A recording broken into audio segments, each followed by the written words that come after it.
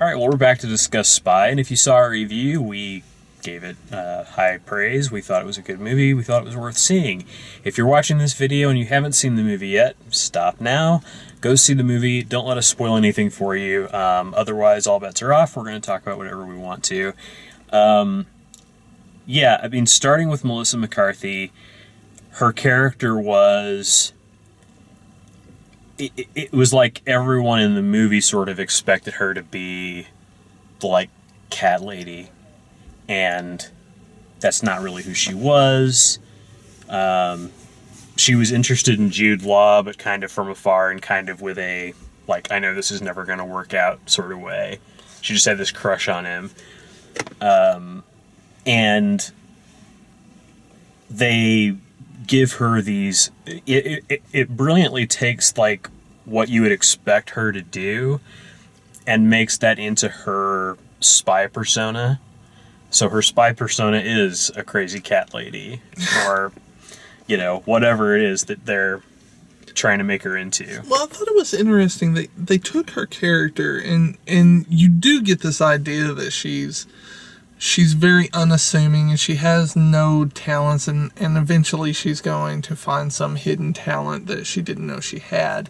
Mm-hmm. But she actually has these talents, right, and took a reduced role out of her misguided love interest. Yeah, well, she, like, did really well in, like, the academy or whatever, because they have that video of her. She was a top student. Being really good, but she's been out of the academy for 10 years and worked a desk job, and so she's not, you know, she's not up on her weapons training, she's not up on her hand-to-hand training, but, you know, through the course of the movie, like, that stuff comes back to her, and she's doing well with it. The last R-rated movie that I can think of that's kind of like this, like a spy movie, is Kingsman: The Secret Service. And this is a much lighter touch than that. Like, Kingsman's pretty violent and it's pretty vulgar, and this is, it's like right in the sweet spot of people have potty mouths, but it's all used for comedy, and they do violence, and that's mostly used for comedy, but it's also to show you that, like, these people really are dangerous. Like, we actually have real consequences for things. So the stakes are there. But the rest of the cast, I mean, if you had, you know, if you replace Melissa McCarthy, it doesn't necessarily hurt this movie that much, because the way it's written, everybody else gets to be funny too. Everybody else has a character. Jason Statham is used perfectly. He's this, like, pathological liar, macho spy guy. The whole thing about, you know, I made the suit, didn't I? Oh my god, that was so hilarious. Like, every scene that he was in was ridiculous, like, to the nth degree, right, and it was just hilarious. They used him the same way they would use Melissa McCarthy in Bridesmaids. Like, he was just the unstoppable, hilarious train. It's like just bringing someone in that's completely over the top, and you can't do that in every scene, but you can do it once in a while, and with it being Jason Statham, it's just that much funnier. You really think Jason Statham, you know, you think Transporter, you think Expendables, you think he's going to be this badass, and he very well presents himself as such, and he's so inept. Yeah, he doesn't know what he's doing most of the time. She's saving him half of the time. Everything he says is a complete and utter lie. Yeah, he just makes up everything, and she's just like, oh, okay, all right, whatever. Okay, yeah. You go ahead with that. Rose Byrne is great as the, like, stuck-up arms dealer. She has some really funny lines. Like, they have a bunch of fun interchanges where they're just, like, throwing insults back and forth, or, you know, and it's like, yeah, they make fun of Rose Byrne's hair, and yeah, they make fun of, like, what Melissa McCarthy's wearing, but the stuff gets, like, deeper and more subtle than that. It's like, I bet you know. It's really not the typical jokes they would go for with, two women in a cast. There were of course hair and dress jokes, but there were a lot better jokes than that. There was of course they bring up daddy issues. Those are always classic, but really is just them bickering back and forth that was the greatest thing. Not so much what they said, but how they said it. Yeah. Because Melissa McCarthy is so intense, and you really don't think Rose Byrne is going to be, I guess, as vulgar as she is. Well, and that's part of the fun of her character. I mean, because Rose Byrne can be very funny. She can do anything. She's been in so many different roles, from horror to comedy to whatever. But it's funny because she has this... She's supposed to be Hungarian, and she has this, like, snobby British accent that kind of doesn't make any sense, but it's hilarious that she's using that. She's Australian in real life, so, wherever that accent's coming from. But then she'll say something like, "What a fucking retarded toast that was." Like, that's the first hint that she's gonna go... You see her and she's so pretty and proper and everything, and then just this stream of vulgarity that comes out of her is kind of like, wow. Because she's rude and she can get away with it. Yeah. Like, she's always in charge and, like, doesn't realize that Melissa McCarthy is actually, like, there to save her or there to help her or whatever. And she doesn't care about anybody. She forgets everybody's name. Yeah, that's also a funny running gag. I thought that was a funny running gag. I also thought, I mean, I know you pointed it out as kind of random, but the running gag with, like, the infestation at the CIA.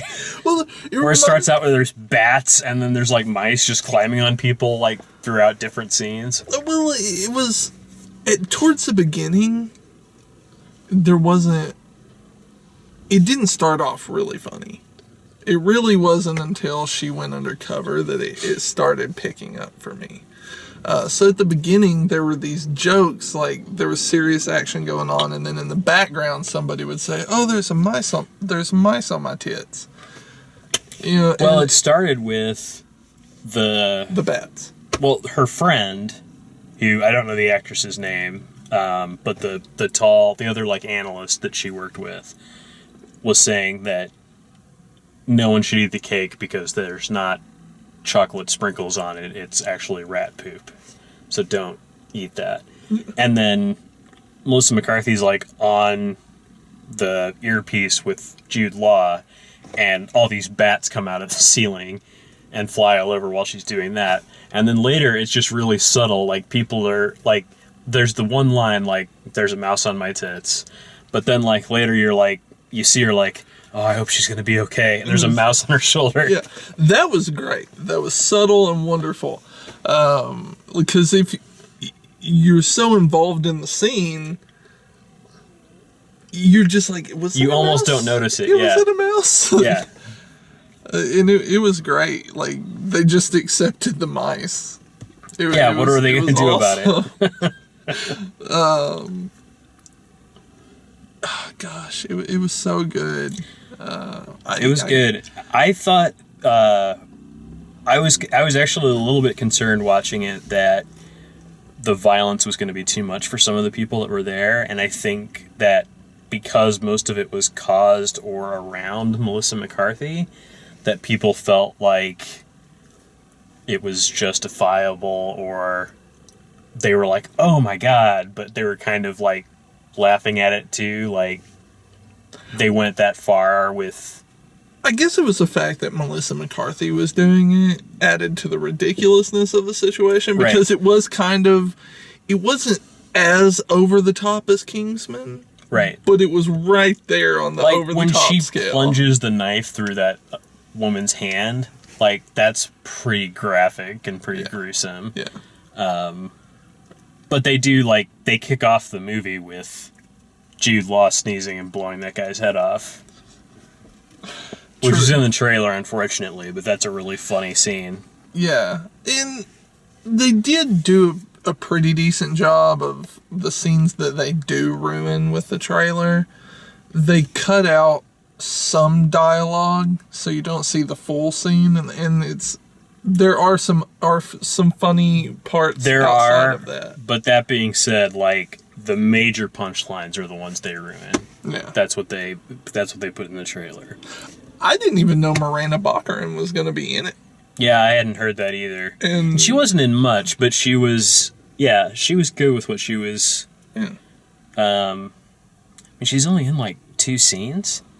Yeah. She shows up at the bar in the beginning, and then she shows up to try and kill her, like, in the middle somewhere. Yeah. And Jude Law, or who shoots him? Jude Law does, but you don't find that out till later. You don't find out till later. That's right. Yeah.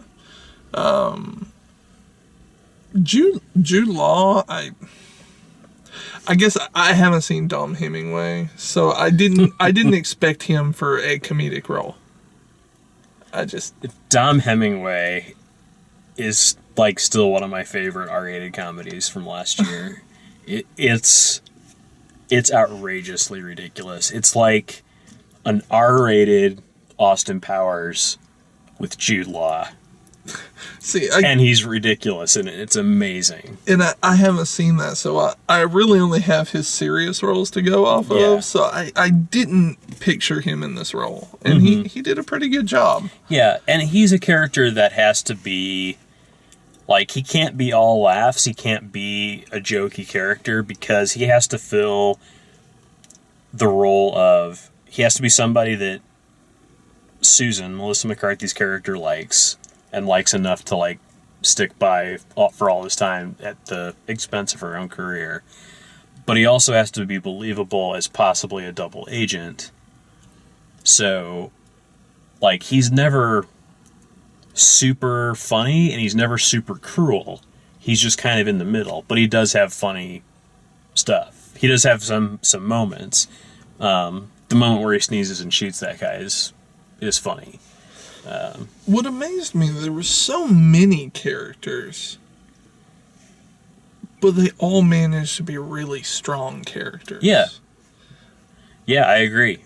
That's the key to making a comedy like this work. That's why Bridesmaids worked. Yeah. And that's why The Heat doesn't work, because they focused everything on those 2 characters, and they don't even develop those 2 characters. They have a completely troped out archetypal relationship of one of them's the stuck up by the book one, and one of them's the do it any way I can one, and, you know, it's just this basic odd couple story. And, oh, heavens, they find a way to work together at the end and become a team. Yeah, this kind of had that in the form of course she's going to pull it all together and save the day. Oh, sure. But the journey her was character was so strong from beginning to end. Yeah. You never really doubted her. Right. But you were always trying to figure out how is she going to get out of this one, because she's still so unassuming. Right. Throughout, and they always give her these horrible covers. Oh God, the mother of 4, the divorcee. Are those my kids, or are they hostages? It's throwaway lines like that might not catch you at the beginning, but then they're absolutely hilarious when you go back and think about them. They didn't have the movie turned up loud enough in our theater, because there was a lot of stuff I lost when people would laugh. Like, I couldn't hear any of the dialogue anymore, but I'm sure there was stuff in there that I missed that was funny. I'm pushing for it now. McCarthy and Statham comedic duo. They were great. Every scene they shared together was just epic, and it was honestly their first scene really alone that sold me on the movie. Yeah, but I would say, like, that's a thing that, if taken too far, it would destroy it. Oh, yeah. If you had Jason Statham in twice as many scenes, it wouldn't work. You have to use him sparingly, and then he can completely demolish a scene, and it's funny. Yeah. Otherwise, it's just, well, Statham's in the scene, so this is going to go a certain way. Yeah, an entire movie of that would be horrible. Yeah, and I honestly, I hope they don't make a sequel to this. I really do. Yeah. Because I don't think they would be as good. I don't think it would pull it ended off. up being like Pitch Perfect too. They try to focus too much on one positive aspect. Well, and even it would ruin it. Even like part of the fun of this movie is, like, can she actually pull this off? And now that we know that she can, like, is another movie really justified? Like, I would rather see them tell a different story than make a Spy 2 and, you know, bring all these characters back, and now we know they're not going to kill Jude Law or Jason Statham because they're, you know, series regulars now. And oh my god, it was just so funny. Because I thought, like, at the end, I thought when Statham, like, dropped off the helicopter, he was going to hit, like, the one rock in the lake and die. I did not expect this to be good. I really didn't. No, I didn't either. I went in thinking that it was going to be, oh, Melissa McCarthy's overweight. Let's laugh at her trying to do this stuff. I thought it would be better than The Heat, and I thought it would definitely be better than Tammy, but I did not expect it to be as good as it was. So. Yeah. I haven't seen either of those, so I can't really say anything on that, but I went in bottom of the barrel because I just expected Hollywood to, oh, there's a overweight person in the lead role, let's make fun of the fact that she's overweight or he's overweight. Yeah. And they just drill that home, and in this they didn't. No. And I was really happy with that. So yeah, but it made me laugh so hard. Mm-hmm. It was great. It was great, and I like the Italian pervy guy that was, like, hitting on her nonstop. Yeah, and then at the end they kind of throw that swerve: is he an Italian pervy guy, or is he actually MI6? Yeah. I learned that accent watching Downton Abbey, and he was totally viable. And their interactions were great. The little toss away line when he lets her out of the restraints. Why is my neck wet? That was hilarious. No, she says, "I'm not going to ask why my neck's wet." Yeah, yeah. And like, thanks for letting me out. Just and that scene's done. Mm-hmm. It was hilarious. It was absolutely hilarious. Is this a fucking lake? The last line of the movie. A lot of funny stuff. Or no, it isn't actually. There was that one scene afterwards where... Yeah, but we're not going to ruin that, because that is just great. Yeah, it's good. It's good. Go watch it, people. Go watch it. Go check it out. Hopefully we didn't spoil it for you. Hopefully you took our warning at the beginning. Anyway, if you like the way we do these, like the video, subscribe. Check out all the written and video reviews at dalemaxfield.com. Thanks for watching.